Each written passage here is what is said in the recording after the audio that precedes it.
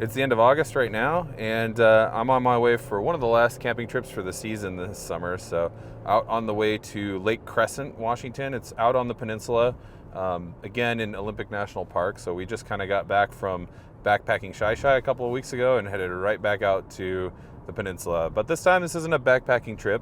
This is going to be a drive-in car camp type situation. So, really, it's going to be a lot more chill. There's not, I really didn't do an intro on this video around planning and stuff because we really didn't plan a whole lot aside from, the difficulty of getting a reservation within the national park system. But once that was locked in, we're just going to kind of, set up out there, bring all the gear and just kind of see how we feel. I am bringing my kayaks and I'm actually on my way to put those on the roof right now. So that's the last thing I got to do before I hit the road. And then I'm going to head to the ferry, and it's probably going to be 4 or 5 hours before I get out there. So anyway, I'm really looking forward to the trip, and hope I get some really cool footage while we're out there.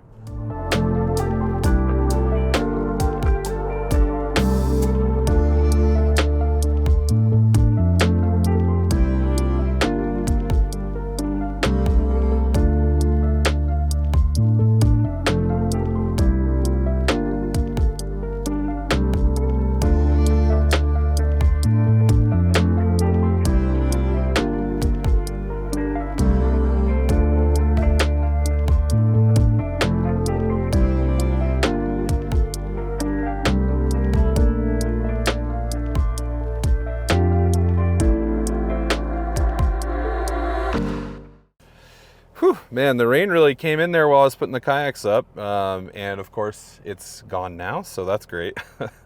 So I managed to get pretty wet to start this trip out already, but I got the kayaks on by myself, which is always takes a little bit of time. So now it's time to head out. Last stop is just by the store really quick, and then I'm getting on the ferry. So let's get on the road.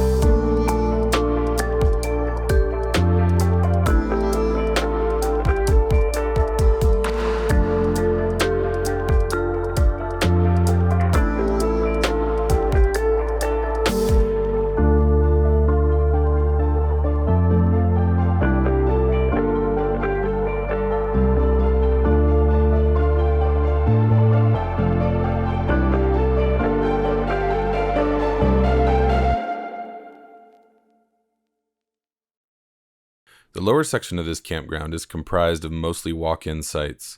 To access these, you have to park your vehicle on the road above and carry your gear down a short trail.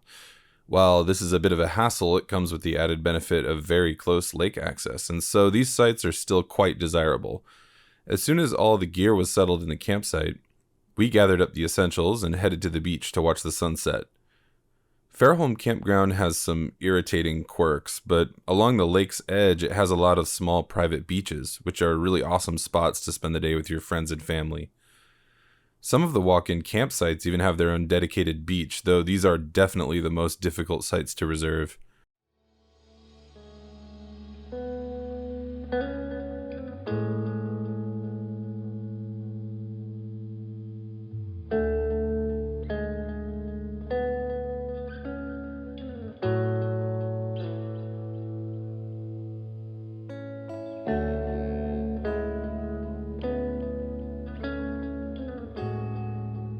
As twilight approached, bats arrived and put on an aerial show.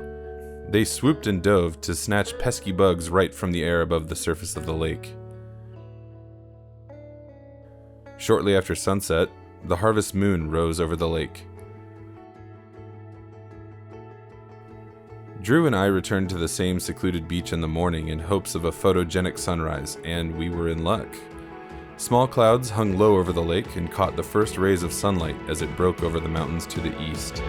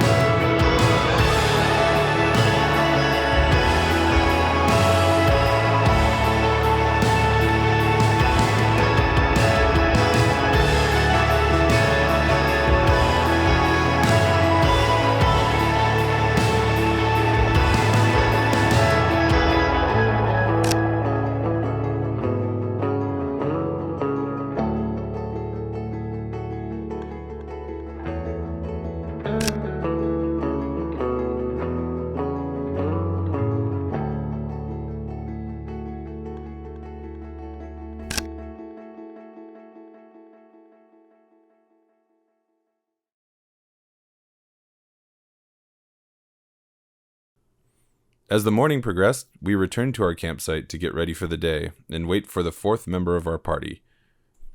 After he arrived, we planned to spend the day down on our little private beach, listening to music, soaking in the sun, and enjoying the cold, clear mountain lake.